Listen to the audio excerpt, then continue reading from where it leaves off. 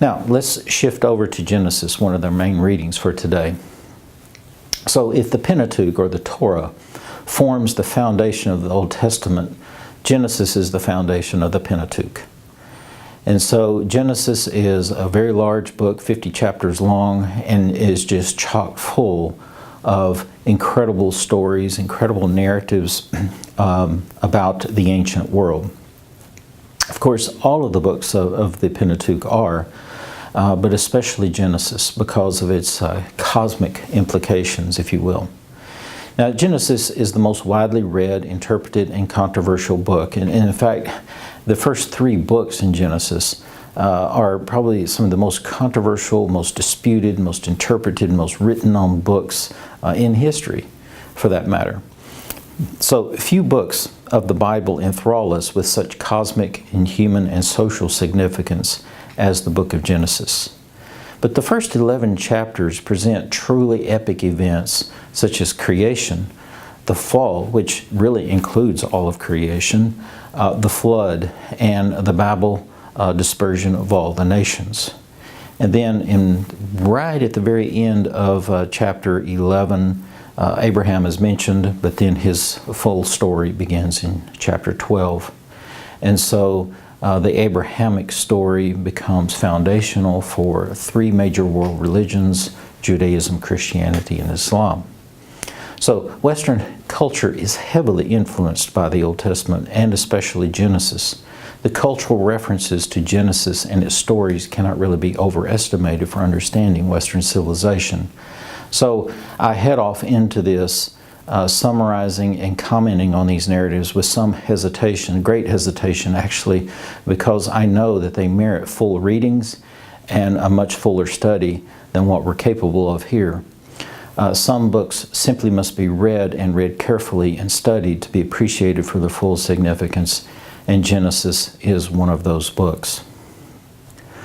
Now, chapters 1 and 2 in Genesis reveal the eternal nature of God, and it reveals His work in the creation of the cosmos and the central role of humanity for fellowship with God and tending the earth as caretakers. Humanity is part of creation, but in other words, we were created out of the dust of the ground, and Eve was created from Adam's side, as the Scripture says. But human beings are special in the book of Genesis because God makes us as partakers of His image, or after His likeness. And so interpretations abound here, but it's clear that humans receive some type of special traits and attributes that no other part of creation receives. So now another thing to note in Genesis, between Genesis 1 and 2, is that there are really 2 different accounts of creation.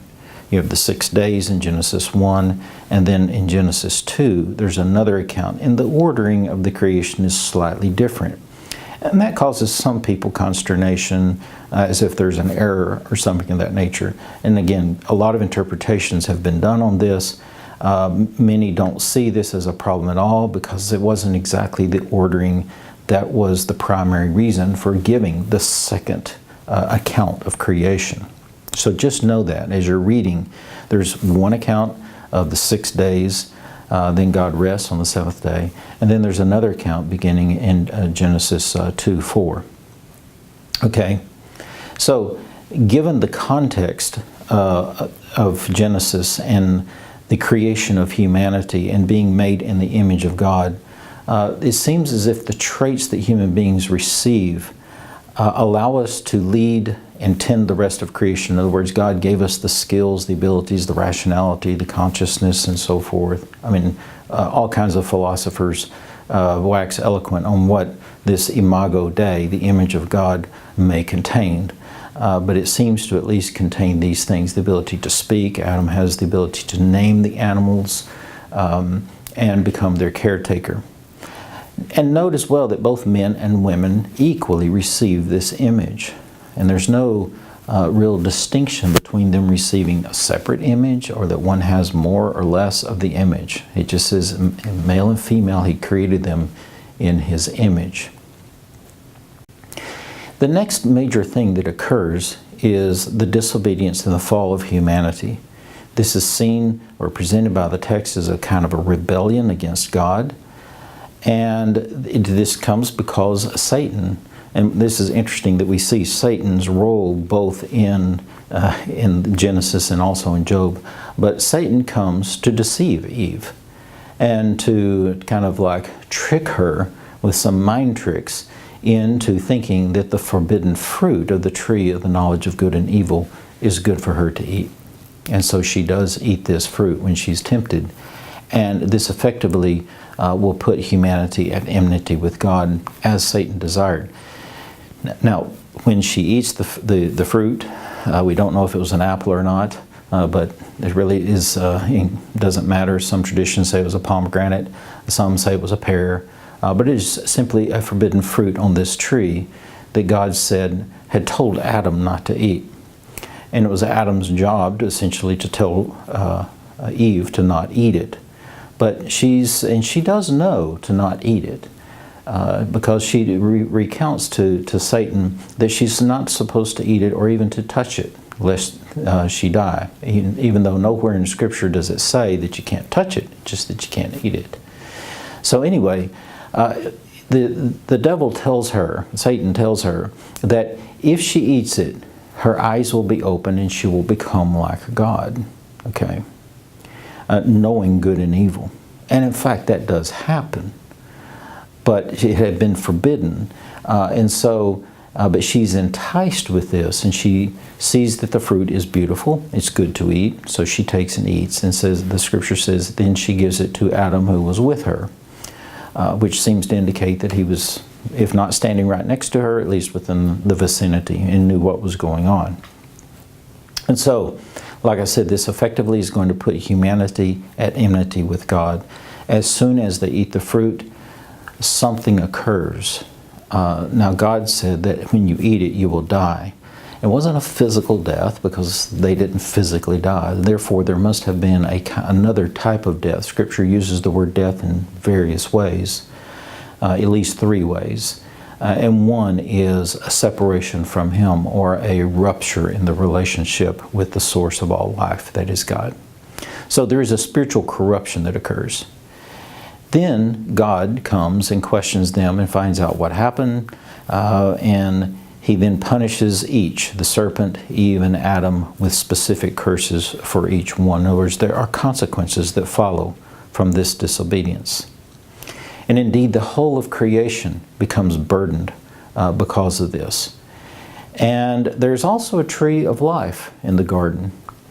And had they eaten of the tree of life, Scripture indicates, then they would have lived forever. And God said, well, unless they reach out their hand and take from the tree of life, we need to expel them from the garden. Now, when I say we here, referring to God does use the plural pronoun to refer to Himself in various places. Christians will point to this as some early indication of God being a Trinity. And so, anyway, God says we must expel them from the garden. And so God posts angels, expels them from the garden and posts angels to protect the garden so they can't re-enter. So Adam and Eve are now expelled from the garden and now must survive in a very unfriendly environment. They must obtain their own food. They must protect themselves from wild animals and so forth and so on. So it becomes very difficult to survive. But eventually, out of this fallen state, they are fallen, they are corrupted, and so is the environment. Out of this corrupted state, conflicts between people will arise. In Genesis 4, we see that Cain will murder his brother Abel. These are some of the first descendants of Adam and Eve, first children of Adam and Eve. So homicide will become an increasing problem. Sexual sin and illicit childbirth will spread. It mentions in the early part of chapter 6 that this is happening. And so mankind becomes very evil and wicked. It says they do nothing but evil all day long, and evil and bloodshed runs rampant. So God is deeply grieved over this situation. He's grieved in His own heart, it says. And now for the Hebrews, the heart is not just the seat of the emotions, it's the seat of the consciousness. And so it says God is deeply grieved in his heart about how depraved humanity, his precious image bearers, had become. He considers wiping out the whole race and just simply obliterating them, except for Noah, the one righteous man and his family.